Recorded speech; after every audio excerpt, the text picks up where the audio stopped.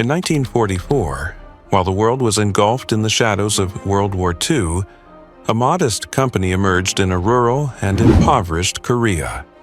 Its purpose, to manufacture steel parts and bicycle components.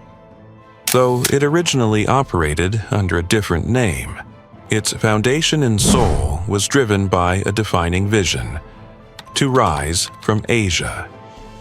Not as a geographical statement, but as a business manifesto, to become a cornerstone of South Korea's economic miracle. And that phrase holds the true meaning behind its current name: Kia. Today, Kia Motors is known as a subsidiary of the Hyundai Group, but its historical weight runs deep. In the 1950s and 60s, it was considered the largest bicycle assembler in the country.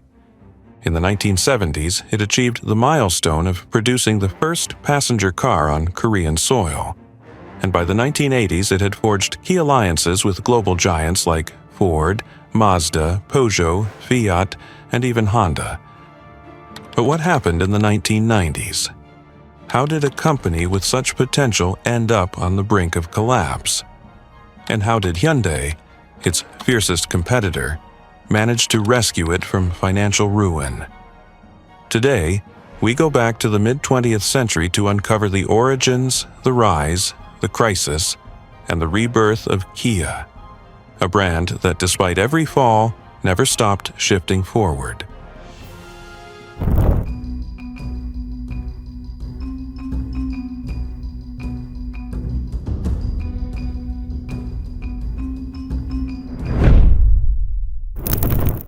While Kia's official foundation dates back to the final years of World War II, we must go further back to understand the life and legacy of its founder, Kim Cheol-ho. Born on January 13, 1905, in Haksang-dong, Gyeongsang Province, now part of present-day North Korea, Kim Cheol-ho was the eldest of 5 siblings in a poor farming family.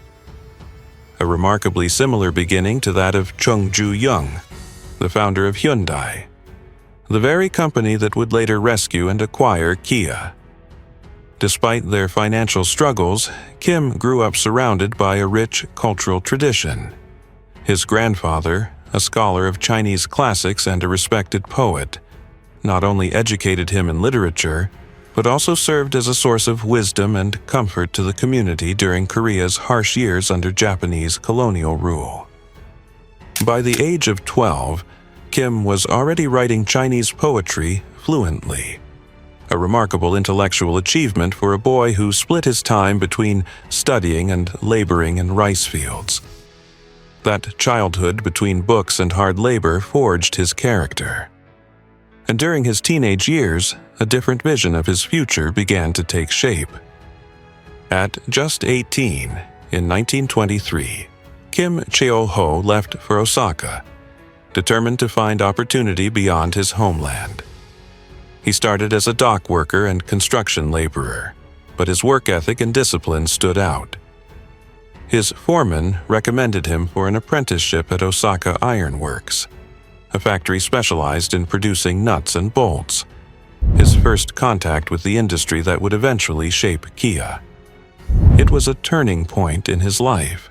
Not only did he secure a better job, but he was also allowed to enroll in Imamiya Technical School, where he studied mechanical engineering. Just 3 years later, in 1926, he was promoted to manager. His ability to absorb knowledge and lead others set him apart. But Kim wasn't content. Alongside his factory job, he began building bicycles on his own, quietly launching his entrepreneurial journey. His dedication paid off. He managed to bring his family from Korea to Osaka, offering them a far better life. Still, Kim wasn't blind to the political climate of the time. Quietly, he supported a Korean independence movement, an act that led to his arrest in 1929. Though he was released soon after, the consequences were serious. He had to resign from his managerial post at Osaka Iron Works, a role he had fought so hard to earn. But Kim wasn't ready to abandon his dreams. In the early 1930s, alongside other Korean entrepreneurs, he co-founded Samwa Manufactory, a company in the same field. Under his leadership, it managed to survive even during the Great Depression, growing steadily. In 1938, however, Japan's colonial regime forced the company to support its war effort, producing parts for the military and naval industries. Kim remained as director, but looked for ways to distance himself from direct involvement in war production. In 1942, he launched a subsidiary focused on bicycle manufacturing, called Chuijeon Hardware. By then, after the battles of Midway and Guadalcanal, he already sensed Japan's defeat and the dawn of a new era in Asia. Shortly before the end of World War II, in 1944, he founded Kyungsung Precision Industry, this time not in Osaka but in Seoul. Aware that post-war Korea would need affordable and efficient transportation, the company specialized in steel components and bicycles, products in incredibly high demand. By 1952, Kyungsung was renamed Kia Industries, marking the beginning of a new era. Its name reflected the vision Kim had forged during his years as a foreigner in Japan. Ki, to rise or emerge, and Asia, to rise from Asia.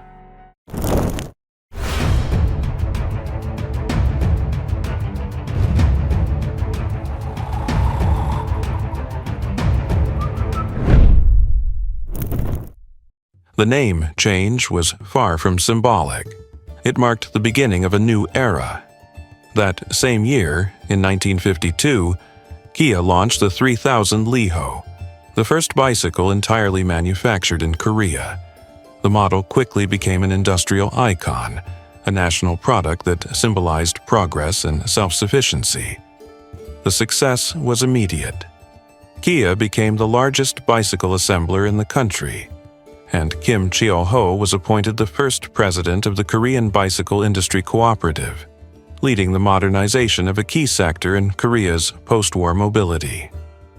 Throughout the 1950s and 60s, Kia established its first international partnerships with firms that would later become global giants. In 1957, Kia signed an agreement with Honda to assemble in Korea the legendary C100 Super Cub, marking its entry into the motorcycle world. Shortly afterward came agreements with Mazda.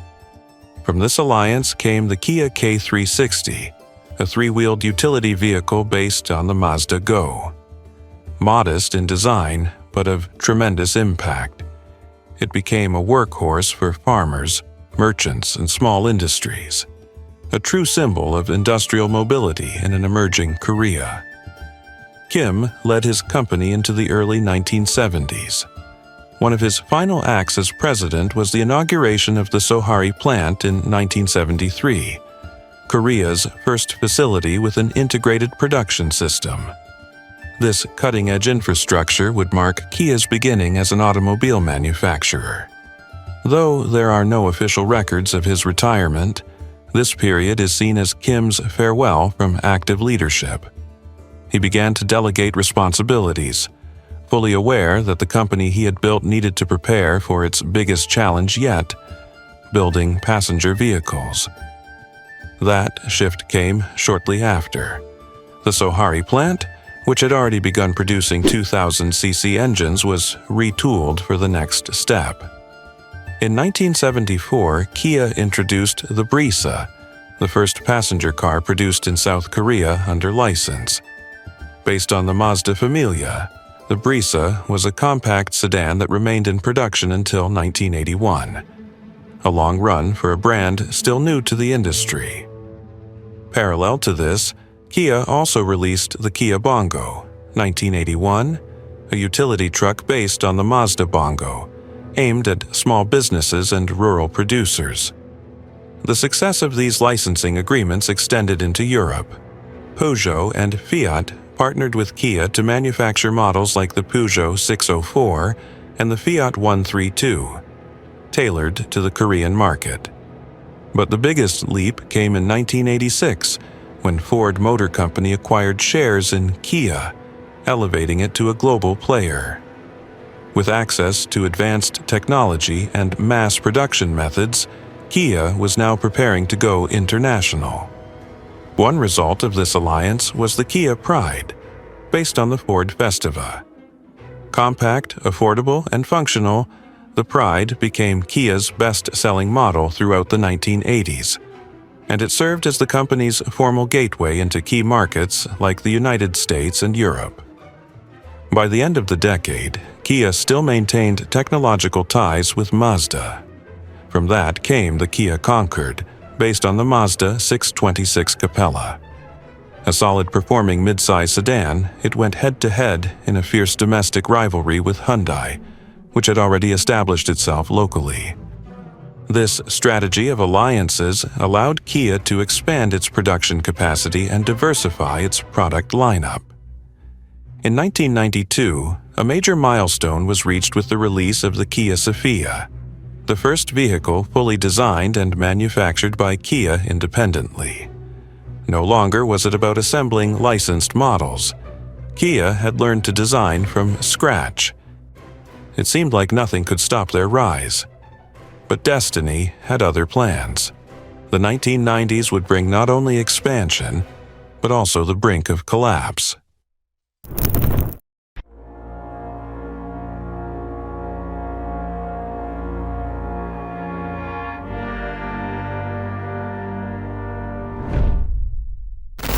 Kia's entry into the international market seemed solid, especially after the launch of one of the most important products in its history, the Sportage, introduced in 1993, built on the Mazda Bongo platform.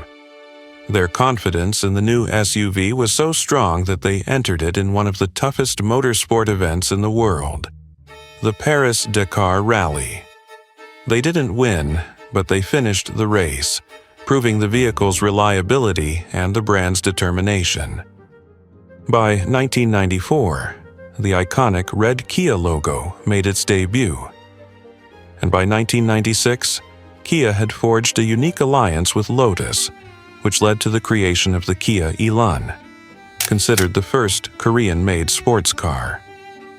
The future looked bright for Kia, but then came 1997. That year, a financial storm swept through Southeast Asia. Known as the Asian financial crisis, it unleashed a wave of panic that spread like a virus across the region's economies. The massive withdrawal of foreign capital triggered currency devaluations and revealed the region's biggest weakness: hidden debt. South Korea, which had sustained rapid growth through aggressive borrowing and unchecked expansion, was hit hard. The financial system collapsed. Companies and banks fell one after another. Kia, heavily reliant on domestic demand and financed almost entirely by debt, couldn't withstand the blow. The fall was swift. Within months, the company declared bankruptcy. Its longtime partner, Ford Motor Company, chose not to intervene. It sold its shares and exited the scene. The Korean firm stood on the edge of extinction. But in 1998, just when everything seemed lost, Kia's main competitor stepped in, Hyundai Motor Company. Against all odds, Hyundai acquired 51% of Kia's shares, rescuing it from collapse. While other iconic Korean brands like Daewoo faded into obscurity, Kia was given a second chance. Like a phoenix rising from the east, it began its rebirth. With fresh capital and the structural backing of the Hyundai Group, Kia returned to production with renewed force. New models hit the market: the Kia Rio, 2000, Optima, 2001, and Sorento, 2002, marking the beginning of a new era for the brand. By 2004, the company founded by Kim Cheol-ho reached a milestone: 10 million units produced since its inception. That same year, Kia launched its true global expansion with the opening of new plants. most notably the Žilina factory in Slovakia, aimed at supplying the European, Asian, and Latin American markets. Kia was back, and within just a decade it had not only emerged from bankruptcy, but was once again operating profitably. Still, a lingering stigma remained, that of being a maker of cheap, low-quality cars with no clear identity. That perception would begin to shift in 2006, a turning point that would forever change how the world viewed Kia.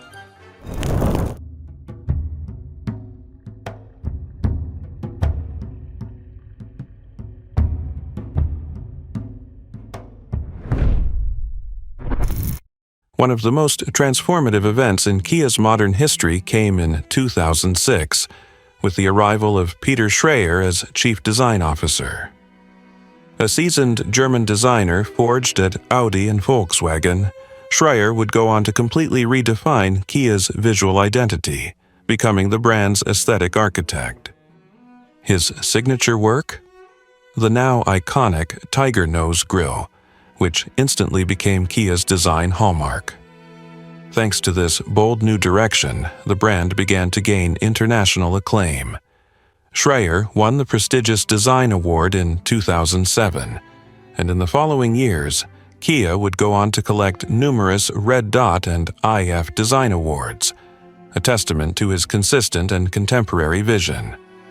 Under his leadership, unforgettable models came to life.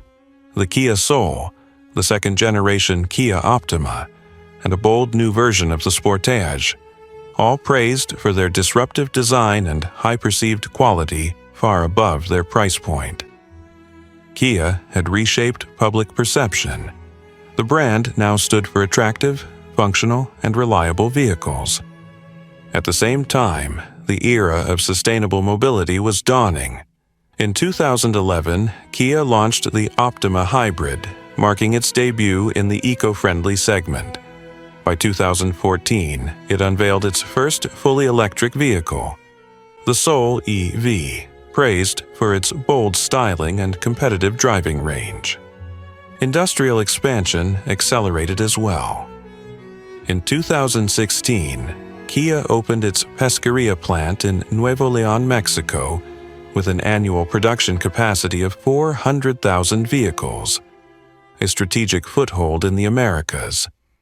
After the pandemic, in 2021, Kia launched its bold transformation roadmap, Plan S, aiming to release 11 electric models by 2026 and establish itself as a global leader in eco-mobility.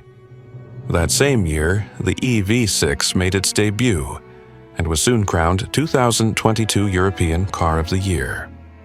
In 2023, Kia reached a historic milestone: 3.1 million vehicles sold in a single year, with growth of over 6% compared to the previous year. Today, the Korean brand boasts a market capitalization of $30 billion, operates in more than 190 markets, and employs over 52,000 people worldwide. What once began as a humble dream by Kim Cheol-ho has become one of South Korea's most valuable and influential automotive brands, a true force in the global industry. And so, we conclude the story of Kia Motors. From steel workshops in occupied Korea to design awards on the shelves of Europe, this brand's journey has been anything but linear. Its founder, Kim Cheol-ho, may not enjoy the global fame of other industrial tycoons, but his legacy is undeniable. A story of quiet perseverance, forward-thinking vision, and a resilience that defied some of the darkest chapters of the 20th century. If you're a Kia fan, or a true enthusiast of the automotive world, don't forget to share your thoughts in the comments. And if this story gripped you, you might want to discover how a farmer who once worked 16 hours a day in the fields went on to found one of the largest conglomerates on Earth, Hyundai. See you in the next video.